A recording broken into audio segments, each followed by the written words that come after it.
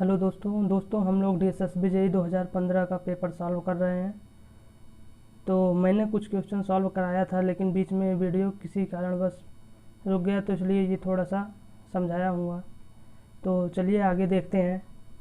तो दिया है कि the property of a conductor due to which it passes current is called. तो प्रॉपर्टी जिसके कारण कंडक्टर में करंट पास होता है वो होता है कंडक्टेंस। ठीक है, कंडक्टेंस क्या होता है? रेजिस्टेंस का रेसिप्रोकल होता है। इसका यूनिट मो या सीमेंस होता है। रेजिस्टेंस जो होता है ये करंट का अपोज करता है, इसका यूनिट ओम होता है। रिलक्टेंस जो है ये फ्लक्स का अपोज करता है। और इंडक्टेंस इसको एल से इसका यूनिट हेनरी होता है। ठीक है,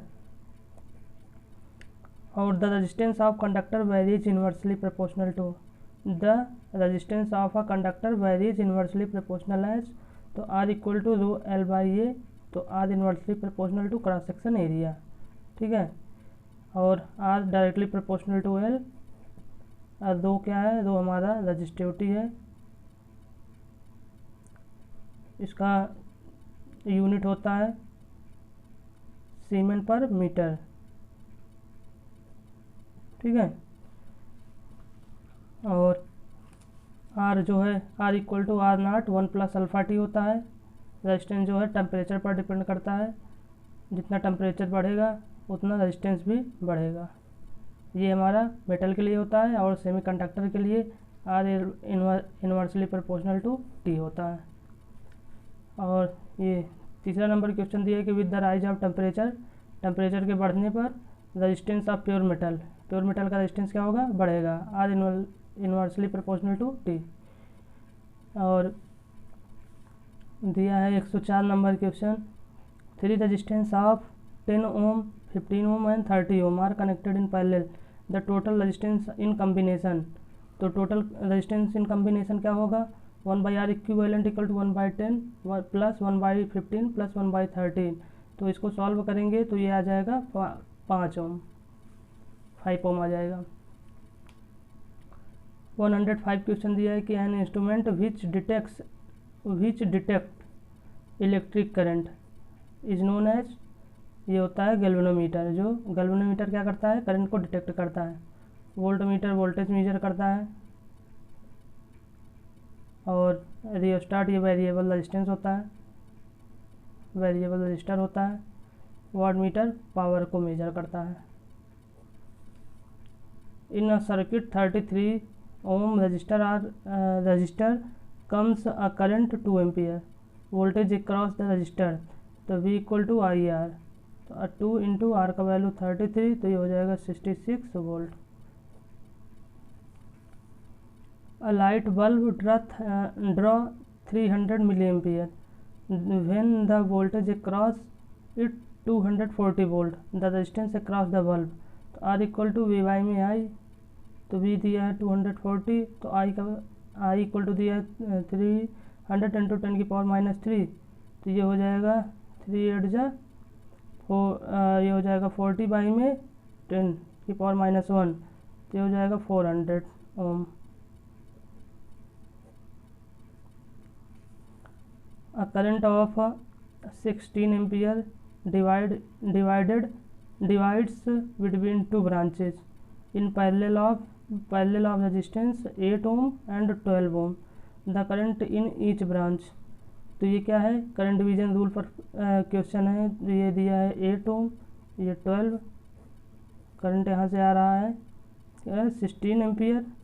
तो दोनों ब्रांच में करंट I1 और I2 पूछा है।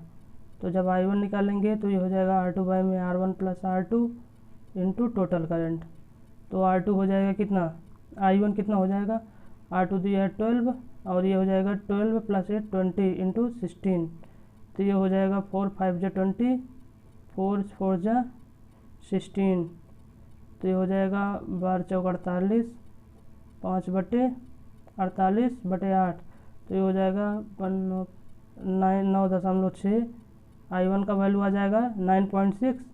तो इसका वैल्यू कितना आ जाएगा? 16 माइनस 9.6। तो ये आ जाएगा हमारा 6.4। तो I1 का वैल्यू 9.6 और 6.4। तो ये हमारा आंसर सही हो जाएगा। 9 क्वेश्चन दिया है कि 2 resistor are set to be connected in series when, कि 2 रजिस्टर सीरीज में कनेक्ट हैं जब same current passes in turns through both current the same value, both carry the same value of current. और दिया है तीसरा दिया है कि total current equal to sum of branches, sum of I R drop equal to applied EMF. ये तो हमारा केवीएल के लिए होता है, ठीक है। और both carry the same value of current, ठीक है। इसमें ये सही होगा कि जब रेजिस्टेंस सीरीज में है तो हमारा दोनों रेजिस्टेंस में करंट सेम होगा। Which of the following statement true both for resistance series and parallel. तो सीरीज और पैरेलल के लिए कौन सा स्टेटमेंट ट्रू है? तो एलिमेंट हैविंग इंडिविजुअल करंट्स गलत, करंट एडिटिव, वोल्टेज एडिटिव, ये पावर एडिटिव होता है, ठीक है। क्योंकि जब सीरीज और पैरेलल में हमारा करंट, सीरीज में करंट सेम होता है, पैरेलल में वोल्टेज सेम होता है, और एलिमेंट हैव इंडिविजुअल करंट, ये भी गलत होगा, ठीक है। तो पावर जो होता है दोनों में एडिटिव होता है। किरचॉफ करंट्स लॉ दैट्स, तो किरचॉफ करंट लॉ क्या होता है कि net current flow at the junction is positive, गलत। ये क्या होता है? Sigma I equal to 0। तो ये क्या होगा? Algebraic sum of the current meeting at the junction is 0। चलिए और ऑप्शन देख लेते हैं कि no current can leave the junction, ये गलत है। कि total sum of current meeting at the junction is 0।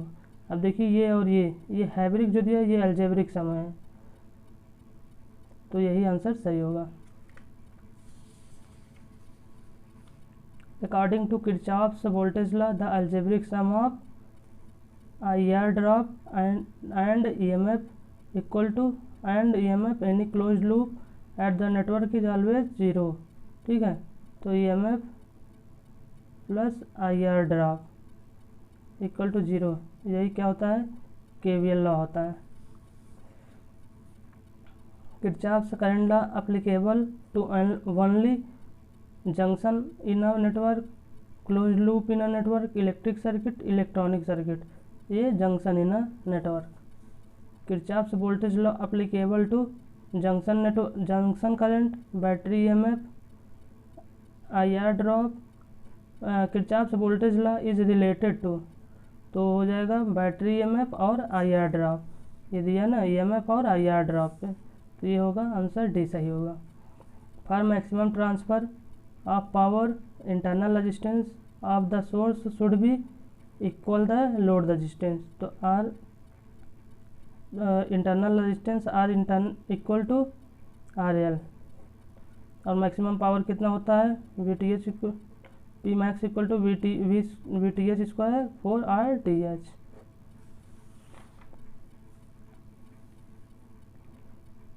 If energy is supplied from a source whose resistance is 1 ohm to load of 100 ohm, the source will be, तो ये source क्या होगा? Voltage source होगा, क्योंकि voltage source में जो current resistance होता है वोल्टेज सोर्स का R होता है मिनिमम, ठीक है। और यहाँ पे देखिए लोड रेजिस्टेंस इतना है, R जो है उसके कंपेयर में बहुत कम है, तो ये हमारा क्या होगा? वोल्टेज सोर्स होगा, ठीक है। वोल्टेज सोर्स में R हमारा मिनिमम होता है और करंट सोर्स में R जो होता है मैक्सिमम होता है। The current whose properties are same in either direction is known as, तो दोनों जब किसी भी डायरेक्शन में करंट की वैल्यू सही सेम होती है तो ये होता है बाईलेटरल में, ठीक है। इन यूनिलेटरल जैसे डायोड मान लीजिए, तो इसमें क्या है कि अगर इस डायरेक्शन में करंट जाएगा तो ये हो जाएगा हमारा शॉर्ट सर्किट, एंड जब करंट इधर इस साइड से जाएगा तब हमारा हो जाएगा ओपन सर्किट, ठीक है। तो बाईलेटरल के लिए क्या होता है? दोनों कंडीशन में सेम रहता है। While circulating RTH Thevenin's theorem and Norton's equivalent, तो while calculating RTH in Thevenin's theorem and Norton's equivalent all independent source are made dead, ठीक है। सभी इंडिपेंडेंट सोर्स को क्या कर देते हैं? डेड कर देते हैं। डिपेंडेंट सोर्स को ऐसे ही रहने देते हैं, जैसे वोल्टेज सोर्स है, वोल्टेज सोर्स को हम क्या कर देते हैं, शॉर्ट सर्किट कर देते हैं, और करंट सोर्स को ओपन सर्किट कर देते हैं। The number of independent equation to solve network is equal to the card of the number of card. ठीक है, द superposition theorem requires as many circuits to solve as there are many sources. ठीक है, lamination of core are generally made of silicon steel.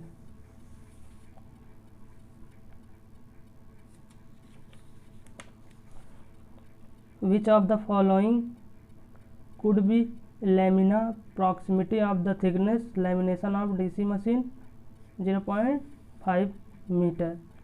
The bearing used support the rotor shaft and generally ball bearing. In DC generator, the cause of rapid brush wear may be in DC generator, the cause of rapid brush wear may be sewerage sparking, rough commutator surface, imperfect contact और any of the। इसमें क्या होगा, तीनों option सही होगा। In live winding, the number of brushes is always same as number of pole, A equal to P equal to brush। ठीक है, number of brush. ठीक है, ये जो लाइव बाइंडिंग होता है इसमें low voltage high current,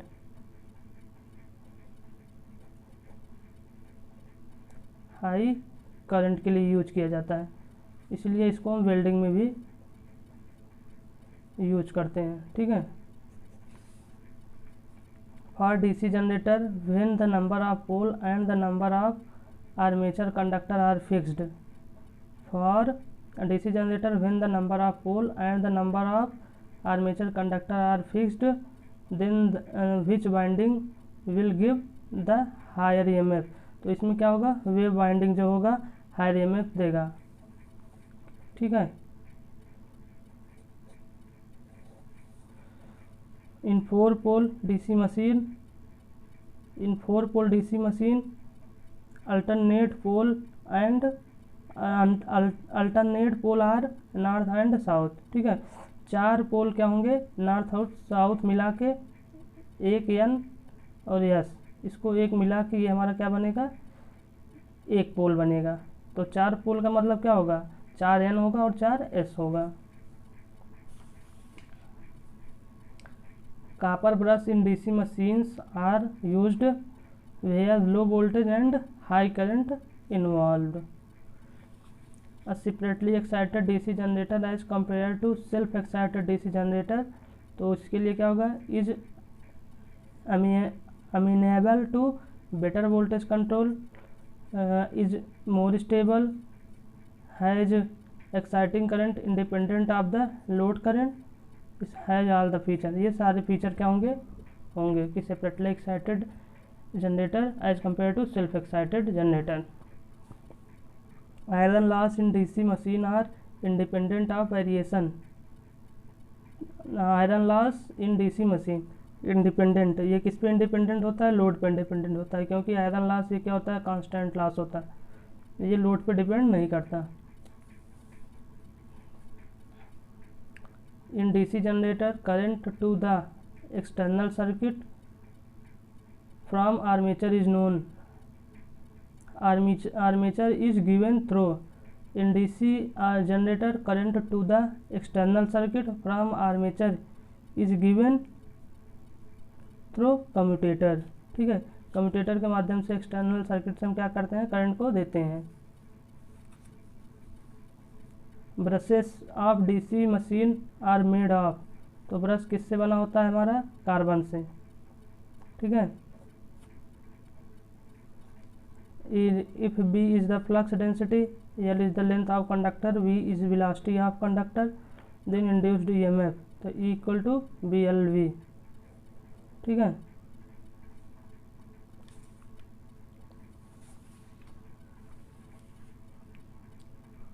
the material for commutator brush is generally तो material for commutator brush is generally, ये क्या हो जाएगा, कार्बन। ठीक है, जो कम्यूटेटर ब्रश के लिए मटेरियल यूज किया जाता है वो क्या होता है, कार्बन होता है। For the insulating material is used between the commutator segment और इंसुलेटिंग मटेरियल, कम्यूटेटर सेगमेंट के लिए यूज किया जाता है माइका का। Welding generally will be, welding generator will have lap binding, बताए थे ना कि लैप बाइंडिंग जो होता है लो वोल्टेज और हाई करंट के लिए यूज होता है। तो जनरेटर, तो वेल्डिंग में हमें क्या होता है, हाई करंट की ज़रूरत होती है। इन case of DC machine winding number of commutator segments, तो डीसी मशीन वाइंडिंग में नंबर ऑफ कम्यूटेटर सेगमेंट जो होते हैं नंबर ऑफ आर्मेचर कॉइल के बराबर होते हैं। जितना आर्मेचर कॉइल होगा वही सेगमेंट नंबर, वही कम्यूटेटर के सेगमेंट में आके मिलते हैं। तो जितना सेगमेंट होगा, कम्यूटेटर सेगमेंट होगा, उतना ही आर्मेचर कॉइल होगा। For a DC machine laboratory following type of DC supply will be, for a DC machine laboratory following type of DC supply will be induction motor DC generator set को use करके हम laboratory में DC machine को supply देते हैं। The function of pole so in case of DC machine is, क्या होगा कि to reduce the reluctance of the magnetic path, सही है। To spread out the flux achieve uniform flux density, ये भी सही है। To support the field coil, ये भी सही है। तो to discharge all the above function. In the case of lap winding resultant pitch, तो रिजल्टेंट पिच क्या होगा इसमें, in the case of lap winding resultant pitch is multiplication of front and back pitch, division of front pitch by back pitch, sum of front and back pitch, difference of sum. ठीक है friends, आगे इसके जो question बचे हैं उसको लेके आएंगे अभी दूसरे लेक्चर में। थैंक यू दोस्तों।